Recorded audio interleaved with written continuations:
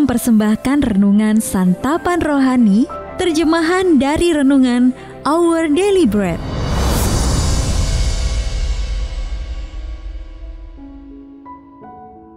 Untuk menerima notifikasi video baru kami, silakan tekan tombol subscribe dan tanda lonceng di bawah ini. Sahabat ODB, pembacaan Alkitab hari ini terambil dari 1 Tesalonika pasal yang ke-5, ayat yang ke-12 sampai dengan ayat yang ke-28.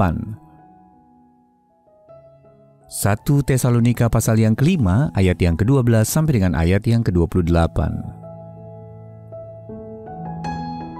Nasihat-nasihat.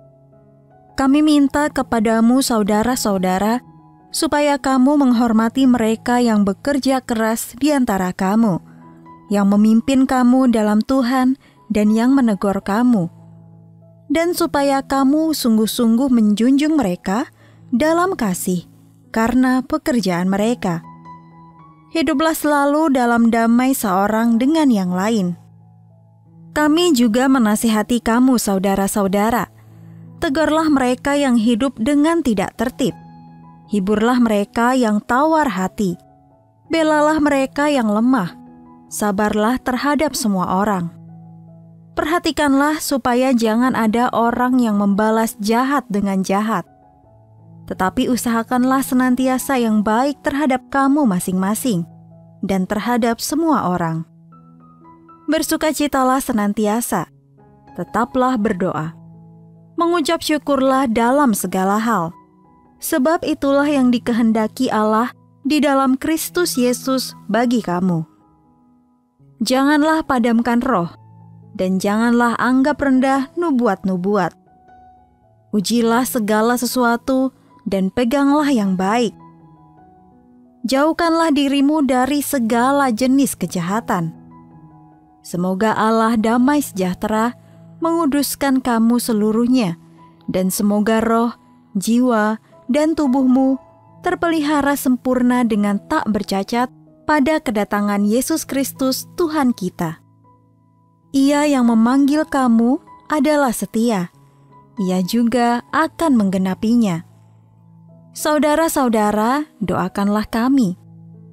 Sampaikanlah salam kami kepada semua saudara dengan cium yang kudus. Demi nama Tuhan, aku minta dengan sangat kepadamu, supaya surat ini dibacakan kepada semua saudara. Kasih karunia Yesus Kristus Tuhan kita menyertai kamu. Ayat Mas renungan hari ini terambil dari 1 Tesalonika pasal yang ke-5 ayat yang ke-24. Ia yang memanggil kamu adalah setia, Ia juga akan menggenapinya. Renungan hari ini berjudul Dalam Tangan Allah, ditulis oleh Kirsten Holmberg.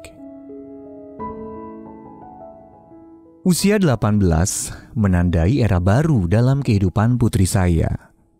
Di mata hukum ia telah dewasa dan berhak memberi suara di pemilihan umum mendatang. Tak lama lagi akan memulai kehidupan baru setelah lulus dari sekolah menengah atas. Perubahan ini membuat saya merasa hanya punya sedikit waktu berharga bersamanya di rumah. Saya perlu segera memberinya wejangan yang ia butuhkan dalam menghadapi dunia ini. Cara-cara mengelola keuangan, mewaspadai masalah kehidupan yang akan timbul, dan mengambil keputusan yang tepat. Perasaan bahwa saya bertanggung jawab untuk membimbing putri saya dalam menjalani hidupnya dapat dimaklumi. Karena saya memang menyayanginya dan ingin ia berkembang dengan baik.